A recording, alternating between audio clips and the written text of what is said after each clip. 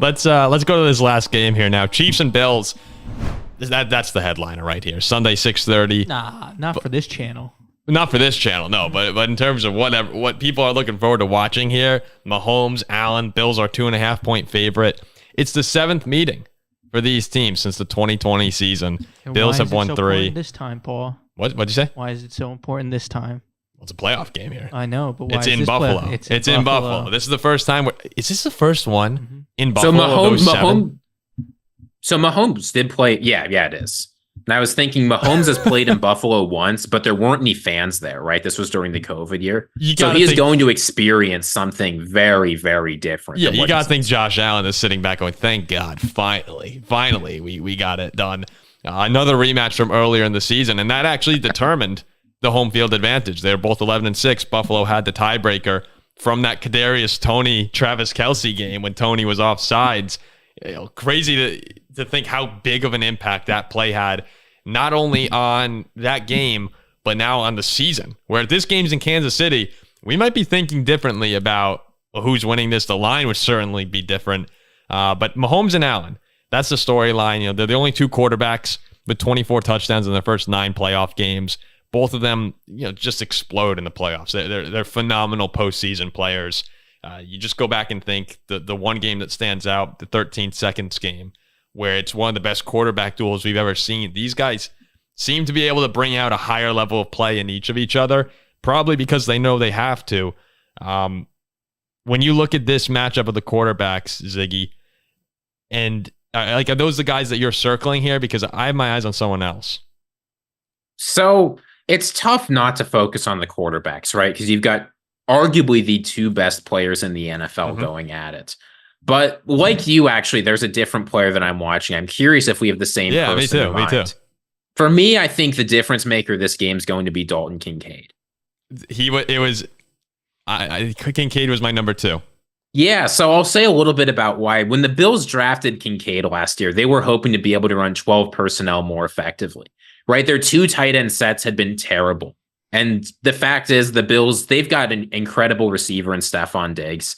They've got a decent explosive option in Gabe Davis. Khalil Shakir, consistently underrated. But you wanted one more guy out there. And this year, Dalton Kincaid has been that guy. Now, obviously, Dawson Knox is very good at getting touchdowns, and he's a good player. But Dalton Kincaid, in terms of generating separation, in terms of being an explosive tight end, there's a reason he was 13th in yards among tight ends in his rookie year. He's an incredible player. He's a weapon. And who do the Chiefs have to stop him? With L'Jarius Sneed, I think he's going to have an excellent game. I think he is going to shut down Stefon Diggs. But if that happens, you've got to ask what's going to happen to the other Bills receivers. So I'm keeping my eye on Kincaid. Of course, we all. If you've been following this show for a while, you probably remember in the offseason Jack saying, mostly tongue in cheek, but you never know with Jack. He might have been serious when he said Dalton Kincaid was one of the 3 best college football players he's ever seen in his life. He's come in and been great for this Bills offense. I wasn't going Kincaid. I was actually going with someone else who you didn't mention during that. James Cook has been, very quietly. Yeah, very quietly. Well, he bursted out, weeks? I'm trying to remember, weeks 13 around that area. But he had the 179-yard game against Dallas. I remember the fantasy implications of that for some people were crazy. But since then, he's been a little quieter over the past few weeks. 70 yards, 48-36. Then he had 79 yards against the Steelers. But he's one of the more explosive running backs in the NFL. And just getting him the ball, he's a huge part of this Bills offense. And when he gets the ball in his hands, he's one of those guys who can take it to the house on any given play. I think that they're going to need a big game from him. This Chiefs defense has been phenomenal all year round. And there are certain games where the Bills players have disappeared. Their weapons. Diggs has not had a great season since the start of the year. So for Buffalo, I think it's kind of a combination that Kincaid, Cook. Will those guys step up? You have to think Diggs will in the playoffs, despite what he's been doing. But they're going to need someone else to prevent Josh Allen from having to be Superman. And you see that with the Bills offense. That sometimes happens where it's all on Josh Allen to make a play. He's good enough to do that, but that's not ideal. Well, yeah, and if you're the Bills, you're watching very closely that Raiders-Chiefs game, right? Aiden O'Connell completely shut down. Zeus White, no problem whatsoever. Just put up like 160.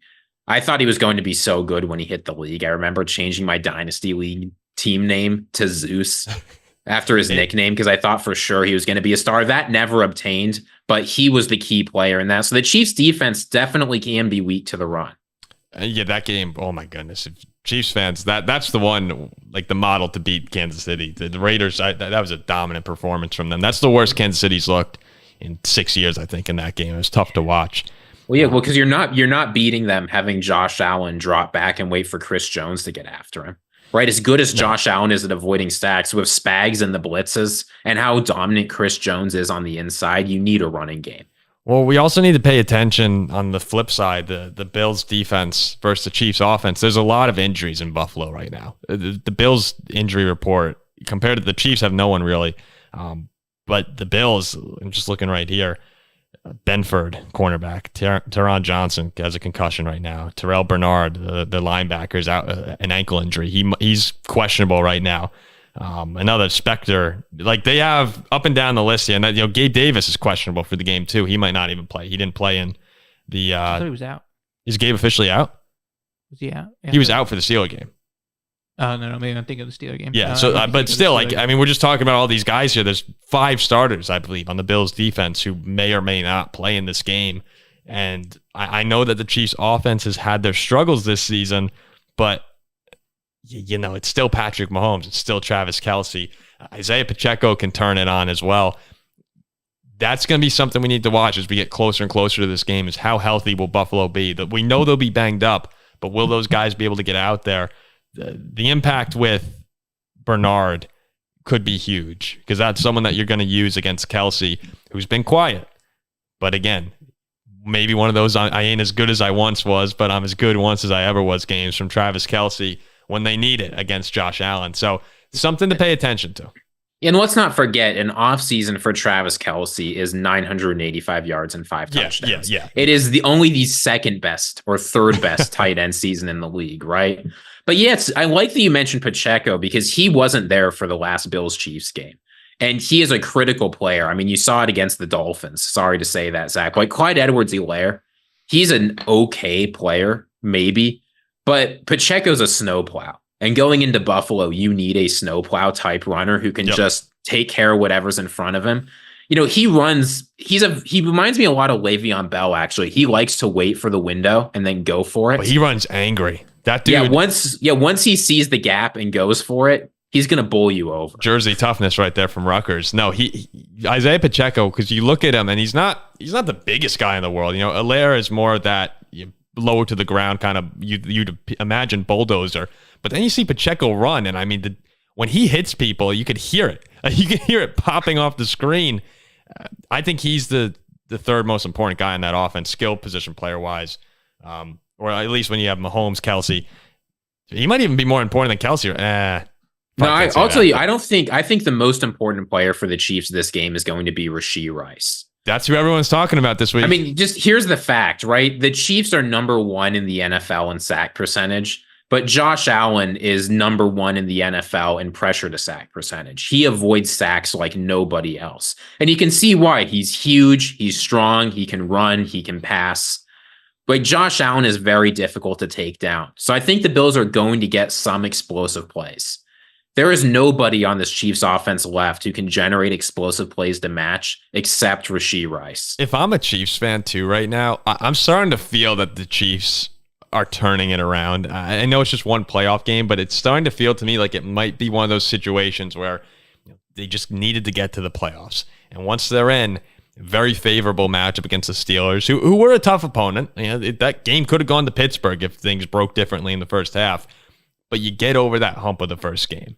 And you didn't draw a Houston who it looked like it could have been at one point. You don't get I'm sorry, who they get? I'm thinking of Buffalo. Kansas City played the Dolphins. Yes. But still, you had, unfortunately for Zach, a poor Tua game in that one. But you're able to get over that hump. Anymore. Just put it out there. You're able to get over that hump of the first game. And now those guys, we've said it before, they're winners. They know how to get the job done. And they've consistently beaten Buffalo in the playoffs. So a chance for revenge for some of those former playoff losses for the Bills. But also the Chiefs can kind of reestablish Like, okay, we're here. We are the defending champions. And it's a scary sight for whoever wins that Texans-Baltimore game. If you get the Chiefs off this win, it's, oh, shit, here's the king coming back for the crown. And if Buffalo wins, it's, okay, here's this team that just got over the hump and is playing red-hot football. It's the AFC playoffs the rest of the way are going to be great. Yeah, this is why I like the 49ers to win the Super Bowl right now, just because their path is so much easier. Mm-hmm. But look, I mean, as you say, this is one of those. Here's the thing about the Chiefs that I really like. Is in the regular season, I think the Chiefs and the Dolphins exemplify this perfectly. Good teams cover up their weaknesses. Great teams work through their weaknesses. All season long, the Chiefs were doing whatever they could, giving lots of different options, trying to figure out their offense, and they might have cracked the code. The Bills did something similar too. They had some offensive struggles, but once things clicked, they've been very good for the most part. These are two teams, I think, that are starting to enter into their Super Saiyan form, and who knows what we get. It could be another instant classic. It's nuts to think about this, but you just reminded me, Philadelphia, I talked about it on the reaction show against the Buccaneers. They had problems all year long, and they could never figure it out. Like this team at the beginning of the year, they were we're working through our problems, but they're finding ways to win. That's the way people talked about it. That, oh, this Philly team is so talented, they're finding ways to win. And then all of a sudden, when they started losing those games, it was, shoot, there are some real problems on this team that might not get fixed. The Chiefs have worked through those problems. The Bills have worked through those problems. Philadelphia never did. So we're seeing some of the teams from last year, really good teams from last year. Two of them were able to overcome their difficulties. One of them gets bounced in the first round to a Tampa team that anyone earlier in the season would have picked Philadelphia to win that game. So just goes to show you that it's hard to win in the NFL. Don't take these moments for granted, because you never know when you're going to get back to playing good football. And the Chiefs and Bills seem to be playing good football right now.